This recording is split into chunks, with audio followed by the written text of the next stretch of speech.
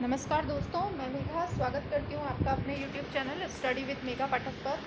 दोस्तों देखिए, पाठ योजना जो होती है वो मैं टॉपिक आज आपको पढ़ाने जा रही हूँ। पाठ योजना से संबंधित जो जो प्रश्न बनते हैं वो सब हम लोग देख लेंगे।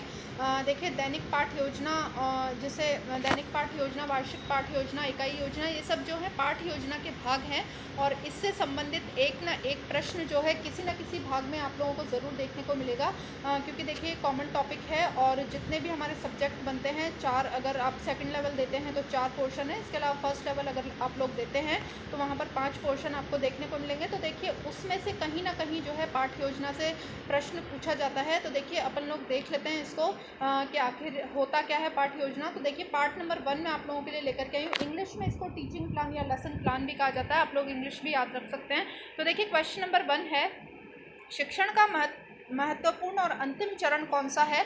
तो देखिए शिक्षण का महत्वपूर्ण और अंतिम चरण अगर कोई है तो वो है पाठ्य योजना। तो सी जो है आंसर रहेगा। क्वेश्चन नंबर 2 पर आते हैं दोस्तों, किसी भी कार्य या लक्ष्य तक पहुंचने की निर्धारित योजना या साधन को क्या कहते हैं। तो देखिए इसको जो कहा जाता है वो पाठ योजना कहा जाता है दोस्तों। अब आप कहेंगे कि दैनिक पाठ योजना भी तो हो सकता है, वार्षिक पाठ योजना भी तो हो सकता है। तो दोस्तों ये पाठ योजना के भाग हैं, ना कि खुद पाठ योजना।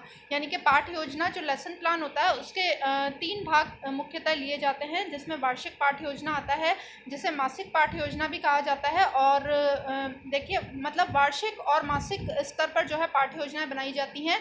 मेजर अगर टाइम को बनाते हुए लें तो देखिए कुछ लोग मासिक पाठ योजना बना लेते हैं, कुछ लोग वार्षिक पाठ योजना बना लेते हैं। इसके अलावा देखिए दैनिक पाठ योजना होती है और एक होता है हमारे यूनिट प्लान, जिसे हम लोग जो है इकाई पाठ योजना कहते हैं। तो देखिए ये सब पाठ योजना के भाग हैं, इसलिए डी जो है बिल्कुल सही आंसर रहेगा। क्वेश्चन नंबर 3 है, पाठ योजना कितने प्रकार की होती है। तो देखिए जो पाठ योजना होती है वो 2 प्रकार की होती है, 3 प्रकार की होती है। ये मैंने आपको बता ही दिया है कि वार्षिक पाठ योजना होती है, इकाई पाठ योजना और दैनिक पाठ योजना। ये 3 प्रकार की जो है पाठ योजना होती है। तो आंसर क्वेश्चन नंबर 3 में तो 3 रहेगा और 4th में आप सभी को मैंने बता दिया है कि ये सभी रहेगा, क्योंकि देखिए ये सभी इसके भाग हैं। क्वेश्चन नंबर 5 पर आते हैं दोस्तों, शिक्षण योजना का संबंध शिक्षण उद्देश्यों की प्राप्ति से होता है।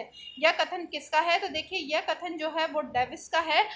ए जो है बिल्कुल सही आंसर रहेगा। क्वेश्चन नंबर 6 पर आते हैं दोस्तों, दैनिक पाठ्य योजना में उद्देश्यों को परिभाषित करना, पाठ्य योजना का चयन करना, क्रमबद्ध करना तथा प्रस्तुतिकरण की विधियों का चयन करना प्रमुख हैं। यह कथन किसका है। तो देखिए बाइंडिंग एंड बाइंडिंग द्वारा दिया गया कथन है, तो ए जो है बिल्कुल सही आंसर हो जाएगा।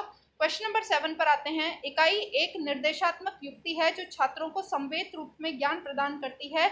यह कथन किसका है। तो देखिए आप इसमें कीवर्ड्स याद रखें, निर्देशात्मक युक्ति और संवेद शब्द है इंटीग्रेटेड जिसे कहा जाता है इंग्लिश में। तो देखिए अगर ये शब्द आप लोगों को मिले तो ये एनसीईआरटी की परिभाषा है, तो सी जो है बिल्कुल सही आंसर रहेगा। क्वेश्चन नंबर 8 पर आते हैं, यह कथन किसका है। शिक्षक के लिए कोई चीज़ इतनी बाधक नहीं है जितनी शिक्षक की अपूर्ण तैयारी। दोस्तों ये जो है बहुत ही फेमस कथन है और कई बार पूछा जा चुका है। तो देखिए ये जो कथन है वो डेविस द्वारा दिया गया है, बी जो है बिल्कुल सही आंसर रहेगा। क्वेश्चन नंबर 9 पर आते हैं, शिक्षण का ब्लूप्रिंट किसे कहते हैं।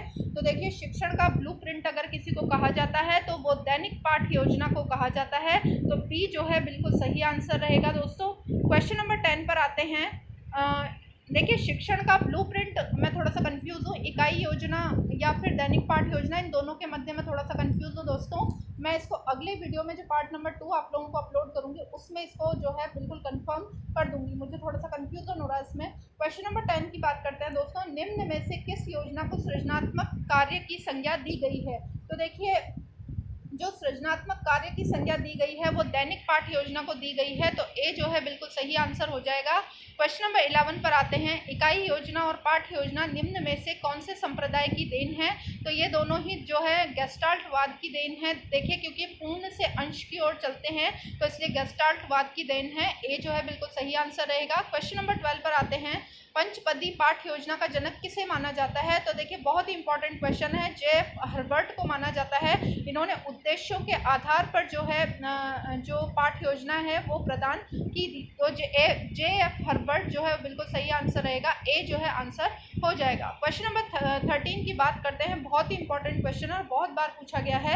इकाई योजना के जनक कौन है? तो देखिए H.C. मॉरिसन जो है वो इकाई योजना के जनक हैं, सी जो है इसका आंसर हो जाएगा। क्वेश्चन नंबर 14 पर आते हैं, हर्बर्ट स्पेंसर निम्न में से क्या थे? तो देखिए हर्बर्ट स्पेंसर जो थे वो शिक्षाविद और दार्शनिक दोनों ही थे, तो सी जो है बिल्कुल सही आंसर रहेगा। क्वेश्चन नंबर 15 पर आते हैं दोस्तों, समवाय विधि और सहसंबंध विधि की अवधारणा किसने प्रदान की थी? तो देखिए समवाय विधि और सहसंबंध विधि की अवधारणा जो है हर्बर्ट स्पेंसर द्वारा प्रदान की गई थी, तो बी जो है बिल्कुल सही आंसर हो जाएगा।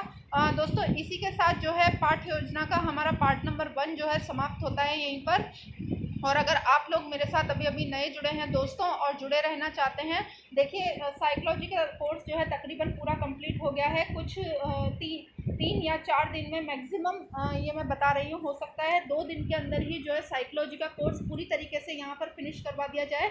और पूरा कोर्स जो है मैंने आप लोगों को ऑब्जेक्टिव फॉर्म में उपलब्ध करवाया है, तो इसमें टेस्ट जैसी कोई बात नहीं है। लेकिन फिर भी जो है जब हमारा सभी विषयों का पूरा कोर्स कंप्लीट हो जाएगा और अगर हमारे पास टाइम बचेगा दोस्तों, तो हम लोग जो है एक पूरा जिस तरह से रीड का पेपर आता है उस तरीके से पूरे एक पेपर का टेस्ट ले लिया करेंगे।